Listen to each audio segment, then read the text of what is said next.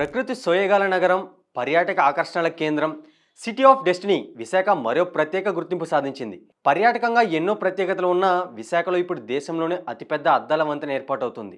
ఈ నెలలోనే ప్రారంభానికి సిద్ధమవుతున్న అతిపెద్ద అద్దాల వంతెనపై సాగర్ తీరంతో పాటు విశాఖ అందాలను వీక్షించే సౌకర్యాన్ని విఎంఆర్డీఏ కల్పిస్తుంది. వాస్తవానికి గత నెలలోనే ఈ అద్దాల వంతెనను ప్రారంభించాల్సి ఉన్నప్పటికీ వాతావరణం అనుకూలించకపోవడంతో ఈ నెలలో ముహూర్తం పెట్టాలని భావిస్తున్నారు. సముద్ర తీరంలో కైలాసగిరి పర్వతం పైన ఏర్పాటు చేసిన ఈ అద్దాల వంతెన సాహసవంతులకు సాదర స్వాగతం పలుకుతుంది. గాలిలో తేలిపోవాలనుకునే వారికి కైలాసగిరిపై ఏర్పాటు చేసిన స్కై బ్రిడ్జ్ రమ్మని పిలుస్తుంది. రాష్ట్రంలో తొలిసారిగా ఏర్పాటు చేసిన ఈ అద్దాల బ్రిడ్జి విశాఖ పర్యాటక శోభను మరింత ఇనుమడింపజేస్తుందని భావిస్తున్నారు. పీపీపీ విధానంలో సుమారు 6 కోట్ల రూపాయలతో ఈ అద్దాల వంతెనను నిర్మించారు.